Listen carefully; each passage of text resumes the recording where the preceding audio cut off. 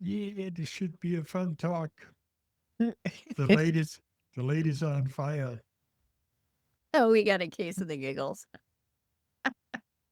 Welcome back to another Catastrophe Healing Talk. My name is Helmut, and I am here again with the Loras, our friends Lora Keddie and Lora Philpot. Hi, guys. Hello. And of course, Kay. Hi, Kay. Hello, everybody. As most of you probably know, Kay is the author of The Reluctant Shaman, Sacred Link, The Weavings, and her latest book, The Seven No Nos, that just came out. You can check it out on our website at katase.com. That's KATASEE.com. And you can even order it from our website. That's a new one. Thanks to Lora Keddie. She put that all together. Thank you, Laura. Most welcome. And of course, it is on Amazon, and you can get it on any large bookstore, and you can even get it from your local bookstore. So, as I said, we continue our conversations about the Seven No Nos since that book was just released. And today's question we have for Kay is, what are the promises of the Seven No Nos? What do they bring to our lives if we incorporate them into our lives? What do they offer us? So strap in, enjoy, and let's go. What do they bring?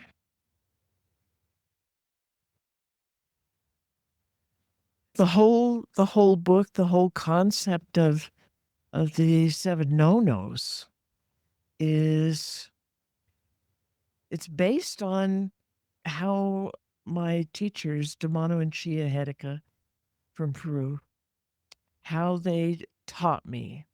And I'd be spending time with them and they'd be talking about things that I needed to learn how to do, and they're trying to instruct me. And I'd pipe up and say something, sometimes a little smart alecky or sarcastic or something.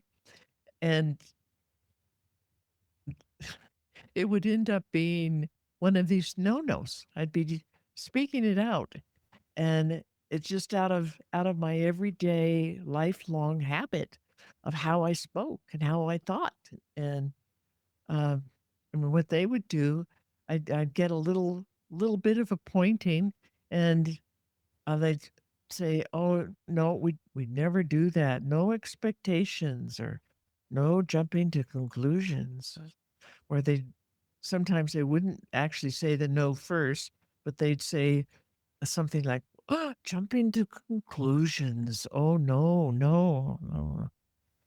And with their strong accent, I just couldn't help laughing. I mean, I wasn't trying to be rude or get out of it or argue about it or anything. It's just it sounded so funny, so silly. And so I called it the no-nos. Just out I just shortened, their whole big description about it into the no-nos. And it has stuck ever since. They liked it. They started saying it, and I'd hear it a lot, especially when I was first beginning, because um, I would be I would be doing these thinking errors, these speaking errors, and action errors that we call the seven no-nos. So quickly, I'm gonna just go down. The very first one is no blind beliefs. And that's kind of like the leader of the pack of all these nasty little things, because we take on all these blind beliefs through our whole life. We're collecting them, and we're taught don't ever question them. And we don't. I mean, it's like a really big taboo in our culture. Don't question those things that you hear. Just take them in and, make it part of your thinking. And this is the word of the Almighty or something, and the absolute truth of things. So we don't question them, and they are just so absurd. They're utterly crazy and upside down and backwards, and they take away our ability to think right and how to assess things correctly. They take away our morals and ethics, and we don't even notice it. We don't even notice that our thinking is now totally upside down and backwards and crazy and disruptive and mean. And we end up taking on all these ideas, these blind beliefs from anybody, everybody on the TV, our parents, the neighbors, the kids, everything. And we just think that's the common way to be and to think and to talk and to react to things. But it isn't. So that's the first no-no. All the other no-nos fall in line with that. They're all part of the blind beliefs. But the Hedekas that singled out these special ones that we do over and over and over that get us into so much trouble. And they keep us from being able to relate to each other. So the second no is no jumping to conclusions, no negative condemnations, no throwing little energy black darts at each other or things or the people out there or the government and we do that. We have learned to do that over and over and over all day long, just all day long. And they're not only hurting who and what out there that we're throwing the darts at, but we're throwing an equal dart right back at us. We have that black, dark energy that hurts us, hurts our mind and our hearts and our emotions and our bodies, and we carry it around. We'll carry it around for years, sometimes a whole lifetime, and we don't even know it. And we wonder why we're not happy and why we judge ourselves so harshly. Okay, you called this no jumping to conclusions. I think you meant to talk about no judgment. Did I really say? Oh, I'm sorry. No judgments and condemnations. Did I really say that? Wow. Okay. Sorry about that. No judgments and condemnations and throwing black darts. Number 3, no expectations. When you keep expecting things to happen, you have a pre-designed agenda in your mind. It's all laid out, and you expect people to be a certain way, and you expect certain things to happen. You expect certain things of yourself, and when they don't, you get very disappointed. You get angry. You get frustrated. You feel sometimes powerless, weak. It tears you down, tears you apart. Number 4 is no assumptions.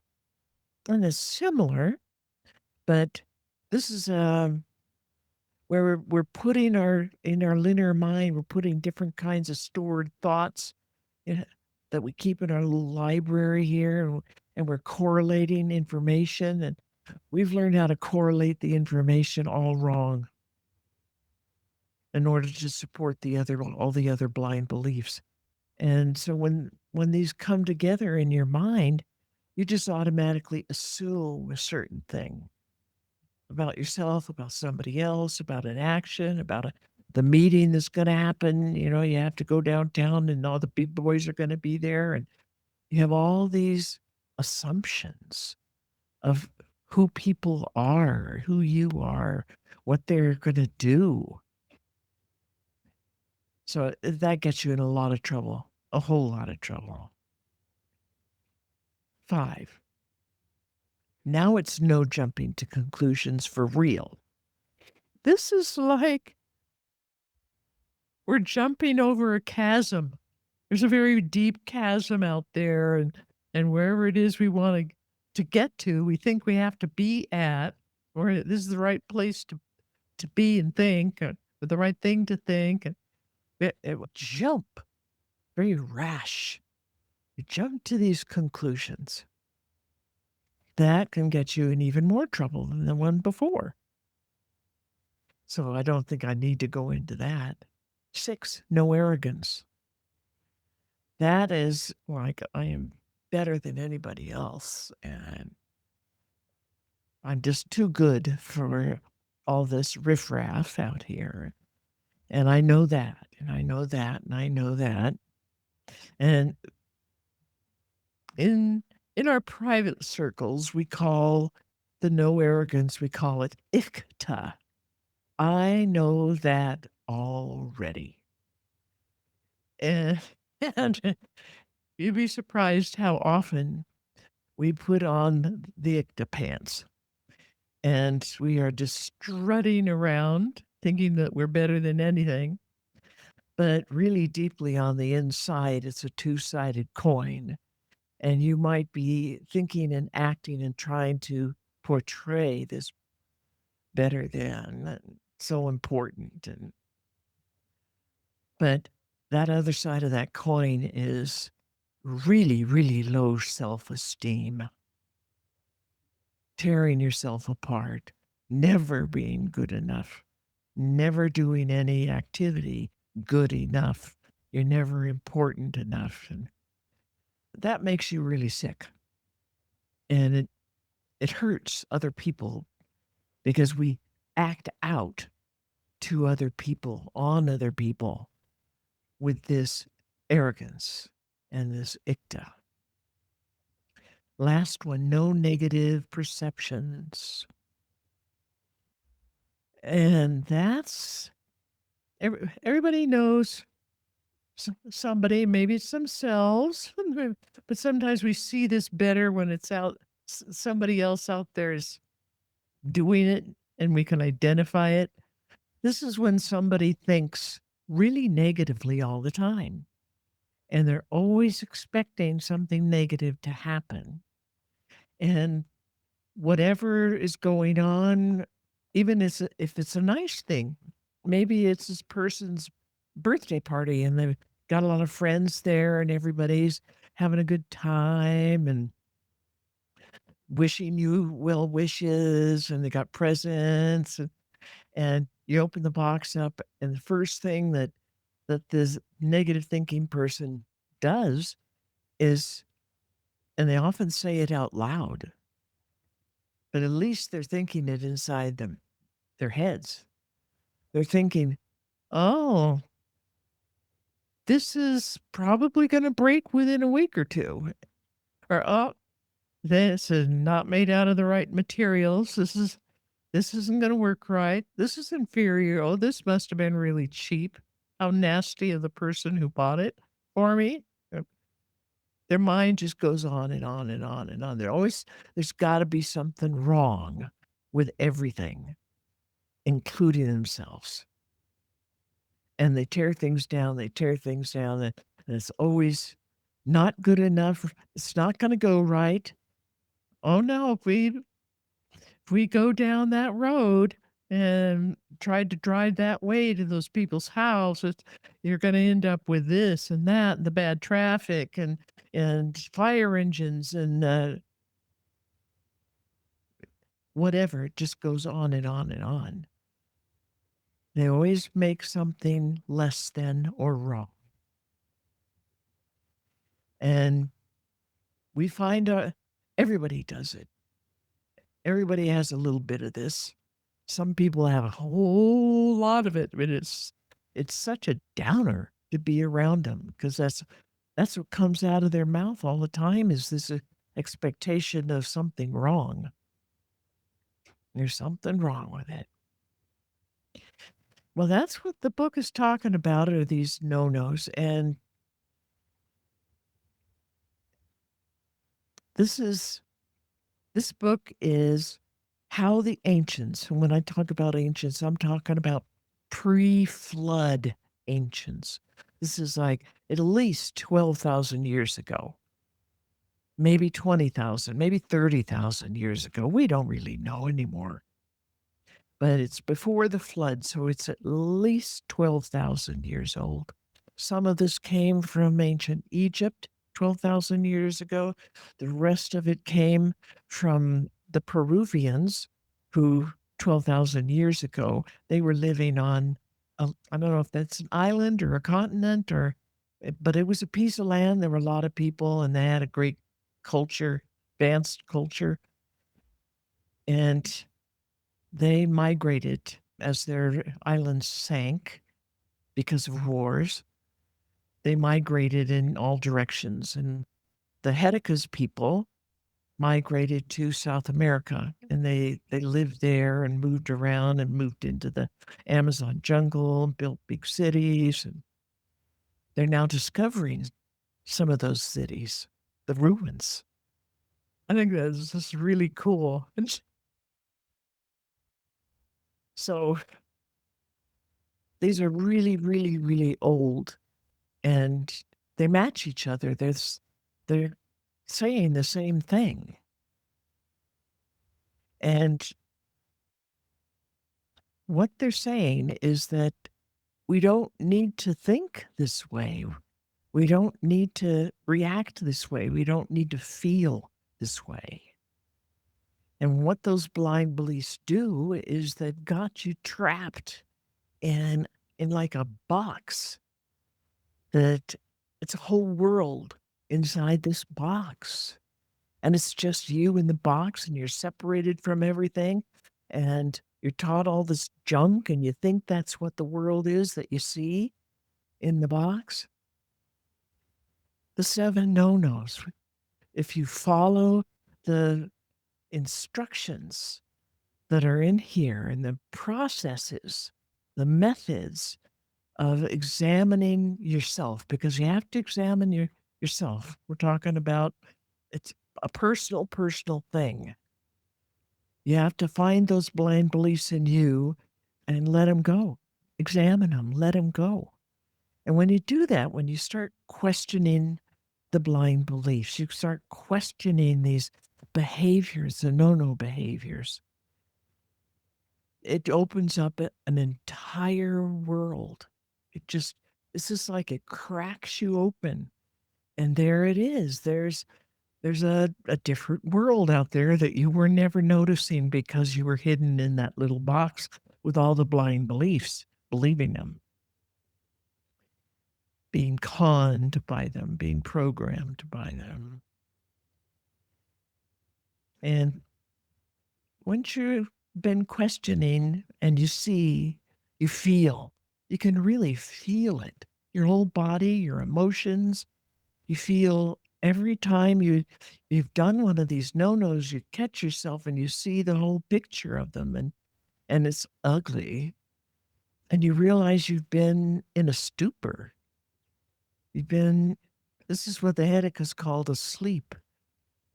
You know, just walking around numb and asleep and believing out that you're so separated from everybody and everything.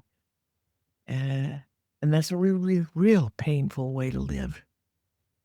It's very painful. Most people don't even realize how much pain they're in, how painful that is.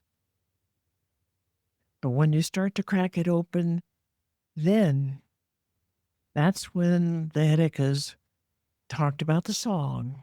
Everybody has a song. Everything has a song. Everything's alive. Everything is a song. And you can find your own song. You feel it. You can get that feeling of what your song is. And it's beautiful. It's beautiful. It's unique and individual. The ancients say it's a unique individual piece of creator. And that's what each one of us and everything else is. And with those two things, you have the song with all this incredible love and beauty and honesty and memories. uh, That's huge. It's so beautiful and so big as you can just sit there and be in the feeling of it and realizing that that's the real you. That's your real self, your real essence, the true essence, the high self, all these things that we call our song. We call it the soul or the spirit, and we try to divide all that stuff up. It's just with the headache because it's your song. It's your totality, including your physical body and your emotions and your thoughts and your spiritual self. And it's all open to you. You can feel and experience all of it. And that helps you see and understand and feel. It's mostly a feeling thing. Which one of these blind beliefs is just a big crock? And the next blind belief that comes up, ooh, that's a real crock too. And you can just kick them out. And some of them are so ridiculous and so pathetic that you can't help but to laugh at them. The more you look, the more hysterical you become because they're so ridiculous. And then you realize, oh my goodness, I have spent my whole lifetime since I was a little toddler believing this and all these other blind beliefs, and it contradicts them, and it's so stupid and crazy. And you'd think I would notice somewhere along the line. You'd think you'd notice that. Why would you believe such a crazy thing? But we do. We believe lots and lots and lots of crazy things. And this is what the No book does. It tells you what they are and helps you clean house, clean all of that out. And once we clean ourselves out, the people around us start noticing and copying, and they start cleaning themselves out. And we end up healing the whole human population. And it starts with each individual. And that's the book, the No book. It addresses the individuals.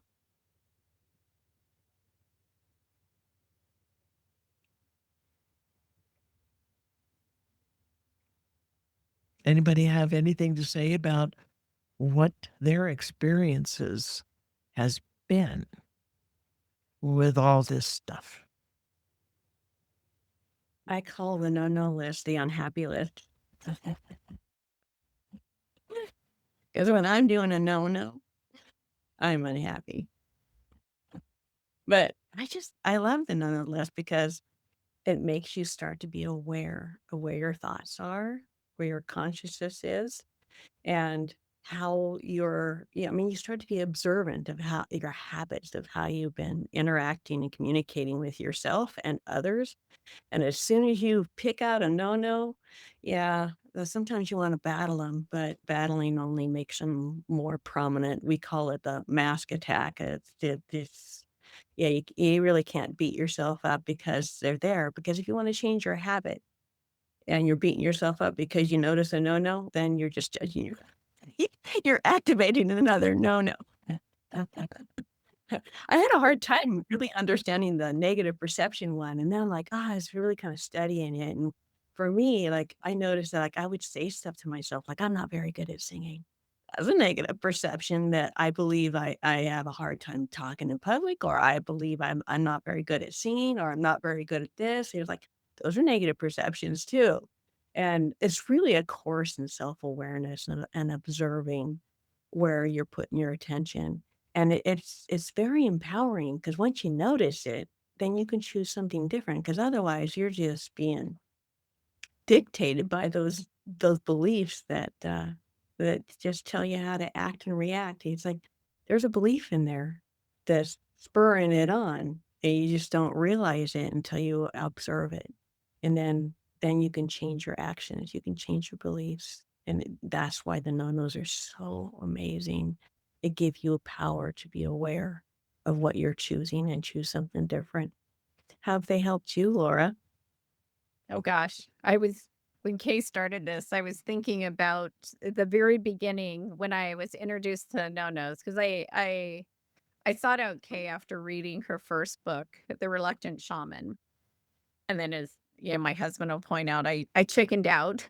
I was gonna sign up and study with her, and then I panicked and I did other things. And then ironically, not ironic, destiny, I circled back and came back. And a lot of why I was seeking it out was I was having some spirit abilities kind of pop out, and they were kind of freaking me out in ways, to be honest. And I finally, instead of running away from them, wanted to run to them. And okay was one of the answers to that. And I remember starting the class and doing the song work and the mask work and the no-nos. And I'm like, why are we going through therapy? It was like, why are we doing these 7 no-nos? I didn't understand the power they had over me reaching the nonlinear and getting accurate intuition to me. I didn't understand that judgment and blind beliefs and assumption. It sounds so obvious now. I laugh about it, but then I had no clue. I have the good student math, so I was going to go along with it no matter what. But I had no idea how much of my potential and my peace, my happiness was being boxed in by thinking those ways and those habits of, my judger mask was so cruel. And I could easily see that when I started working right away, how strong it was. The blind beliefs were rather sneaky. I didn't realize so much of what I believed had no facts, absolutely no facts that, either I believed it because somebody else said it and handed that belief down to me, or I just did. I pulled it out of thin air and said, that's a truth. It's just like, but when you added the seventh no negative perceptions, two of the negative perceptions, because I'm a sunny, rosy person in general. I am a happy, that was, and I continually seek that out. But it's so when Kay mentioned no negative perceptions, I'm like, that's not me. And big case of arrogance and IKTA. But guilt and worry are in those no negative perceptions. If you look at one of the no-nos, you're looking at a fear underlined. Somewhere in there, there's a fear. That's what backs all of the no-nos up. They were developed by a fear, they're managed by a fear, and when you get that fear out of your body, it's that world of song, the world of unconditional love, the nonlinear, the access to it, truth. I teach pendulum, and you gotta to have accurate pendulum swinging, you gotta get it all those no-nos apply. That's if you're into reading your own oracle cards and tarot cards, you can't have those no-nos. You will not get an accurate reading. It is the doorway to the nonlinear is right there. We all have it, but those no-nos are the standing guards right in front of it that you will not get past until you let them go. So it's huge. I mean, as Helmut said, the question, what was the promise? It was just freedom, true freedom, true access to my amazing potential that I'm still learning, and it's happiness. Oh, just to not have an opinion sometimes is just so delicious. It's like, I don't know. I mean, we've all been around that I have those friends, maybe other people, I shouldn't assume other people do, but they'll be talking and they want you to agree with them. And it's, now I'm more comfortable about just listening and telling them I'm listening, and they're like, "Don't you agree?" And I'm like, "I don't have all the facts." And I said, I really understand what you're saying, and I've learned multiple ways to tiptoe around. It's like, no, I'm not going to agree with someone anymore just because. And that alone has just been, some people have left my life because, but but that isn't for the worst in many ways. It's just like the people I surround myself have become just as lovely because of it. Absolutely because of it. So those are some of my thoughts. I could go down the whole should monster. Ought to, have to. All of those, yes. Yes, the no-nos is a freeing. They're freeing once you are aware of them. It helps free up your consciousness, your awareness. Brings you self-sovereignty with that freedom. That's something that we haven't really ever known in our lives. We thought we might have, here or there, but not really. It's just like with true unconditional love that your song is made out of and just flows so strongly. Everything in the universe is flowing with this love. We think we know what love is in this culture, but we don't. We've made it very conditional. We've dampened it down and dumped it down so much.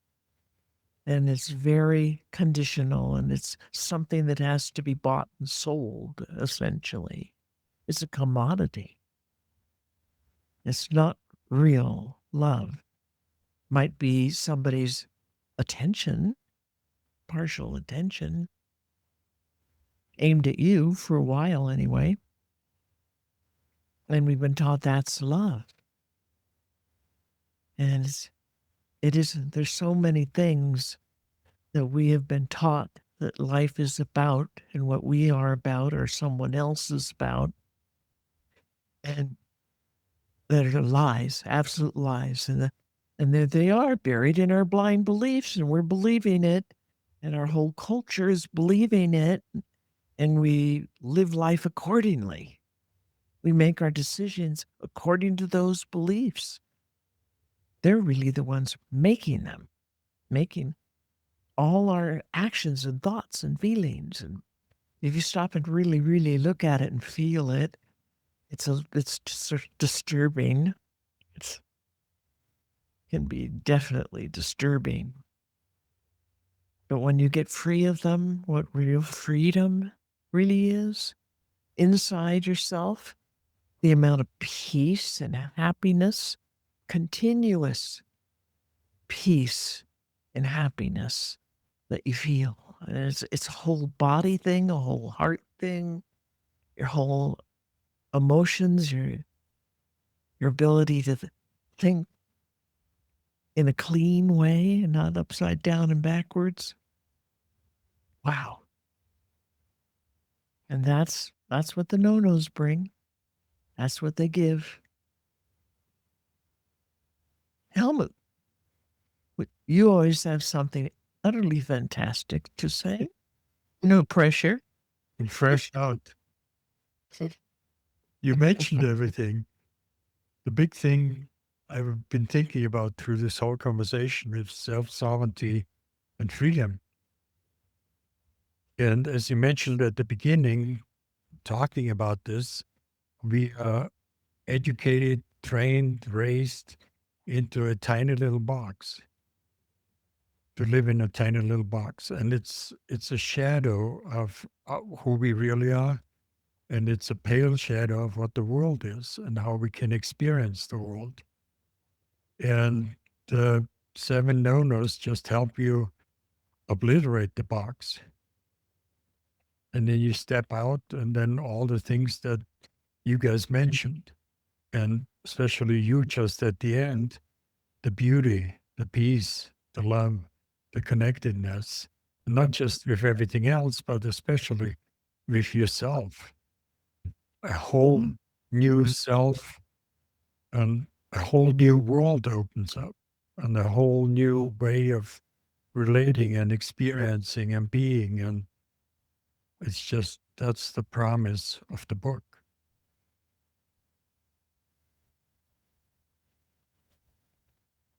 It's the promise of the teachings, but the book, the Seven No Nos, help you to ease into that promise.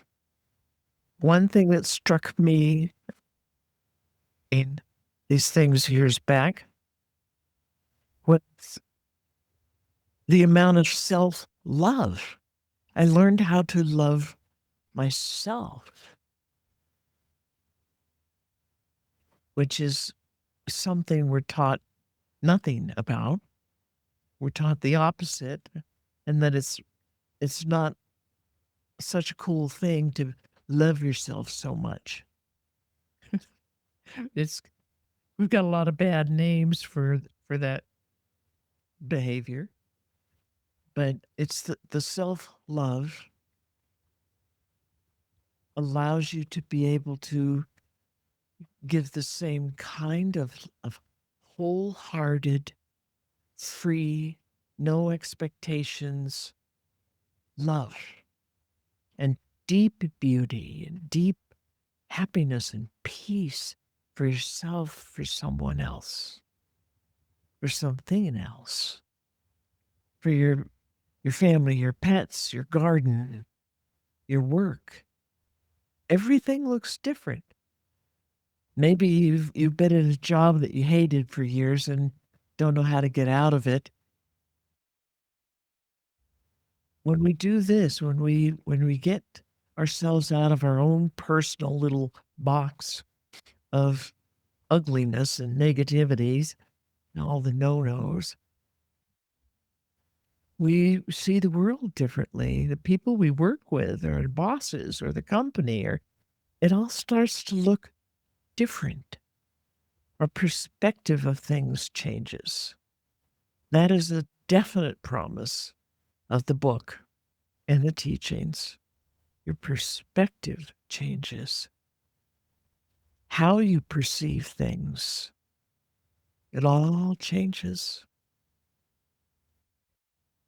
for the good, for the beautiful and the love and the kindness. When you've changed that in yourself, even if you haven't tried to do much with your family to teach your family about it, they see it, they like it, they want it, they copy it. And even without even really trying, you're changing them and you're helping them wake up. It's a most beautiful thing to see and feel. And we can live that way. We can build a whole new world that way. Our old world is upside down and backwards, and it's like this big ugly train that's kind of going off the track and it's going too fast and it's all upside down and backwards. And that's our whole culture. And it's breaking apart from the stress and it's falling apart. It's going to just slam into nothingness. It's going to completely fall apart and soon. And that's what's been predicted for thousands of years because it's happened before. And the ancients tell us about this and how to live through it, how to get out of it, how to not build corrupt, upside down and backwards turning wheel culture again, ever. That's the promise of the teachings. That's the promise of the book.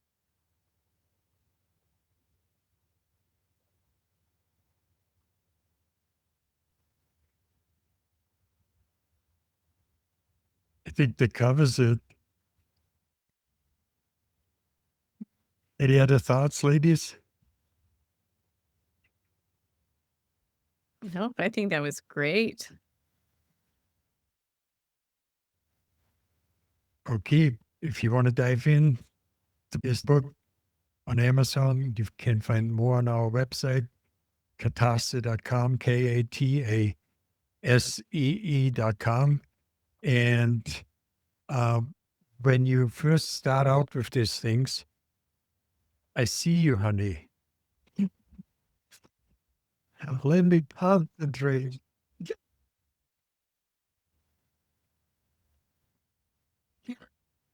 When you first start out with these things, it can be a bit challenging for some to do it on your own. So we created a community, and I'm going to try to remember to put the link to how to join the community into the description to this video.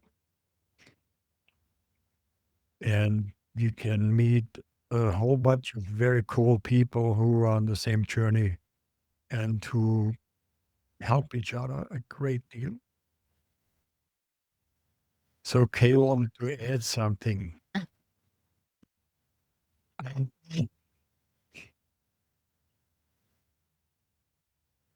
Yes, I did. No one else has said it, so I'm going to say it. It is a bestseller, #1 on the bestseller list on it. Yeah, you're right. We So- didn't mention it. Ooh. And several other bestseller lists it's on. And it's only been out for a week. You've been able to buy it for a week. So it's on the bestseller list within just a week. Yes. So You made the #1 release in shamanism on Amazon too. Congrats, beautiful. Kay. Thank you. I'm jazzed. I've never been on a bestseller list before, but then I've never looked either. But now I have people that call me up and tell me. So I know. Congratulations. Thank you. So It's a great book. All it's a right, lot of fun. beautiful. Hop on to Amazon or to your favorite bookstore, your favorite local bookstore, or to our website and get your copy and dive in. Big promises waiting. Big. Thanks for joining us. Beautiful. Thank you, Laura and Laura. Thank you so much, Kay. And we see you next time. Love you. Thank you, guys. Thank you, everybody. Love you all. Bye-bye. Bye-bye.